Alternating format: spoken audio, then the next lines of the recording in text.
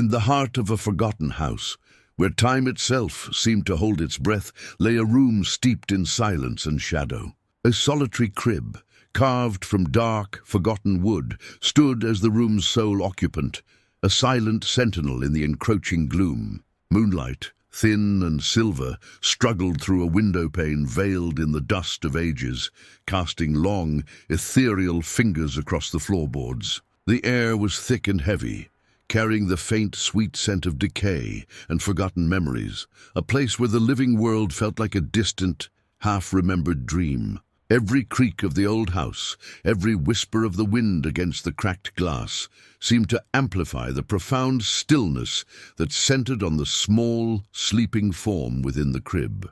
It was a scene suspended between worlds, a delicate tableau of innocence cradled within a decaying embrace, waiting for the night to reveal its secrets. The quiet was a fragile thing, easily broken.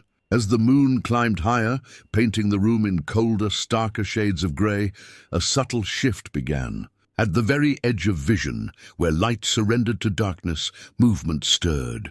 Shadowy forms, no more substantial than a flicker of a dying candle, darted across the corners of the room. They were quick, elusive things, disappearing the moment one tried to focus, leaving behind only the lingering impression of their passage. A soft sound, like the rustle of dry leaves or the faintest exhalation of breath, began to seep into the silence. Ghostly whispers, too faint to form words, coiled in the air. They were the echoes of lullabies never finished, of promises made and broken by time, weaving a subtle, chilling tapestry of sound that seemed to emanate from the very walls themselves. The atmosphere grew tense, charged with an unseen presence that watched and waited. The whispers coalesced, the fleeting shadows stilled, and from the deepest corner of the room, a new form began to take shape.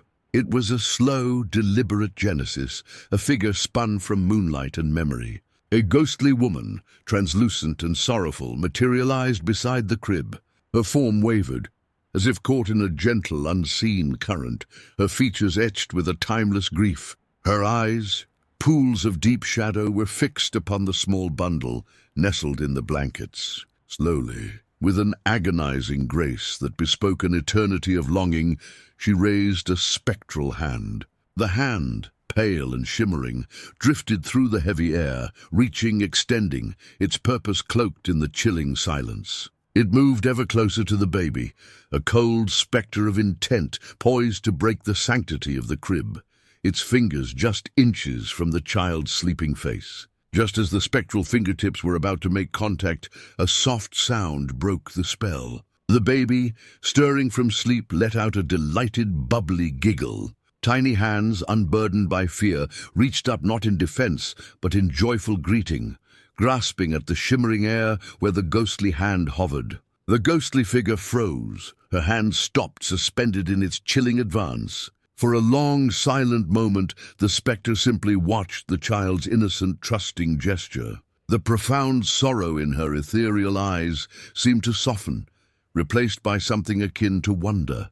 The tension in the room dissipated, replaced by a gentle, poignant peace. With infinite tenderness, the ghost's hand altered its course, caressing the empty air just above the baby's head in a gesture of a phantom blessing. A faint, sad smile touched her lips before she began to fade, dissolving back into the moonlight and shadows, leaving the baby to its peaceful dreams, watched over by a gentle, lonely guardian.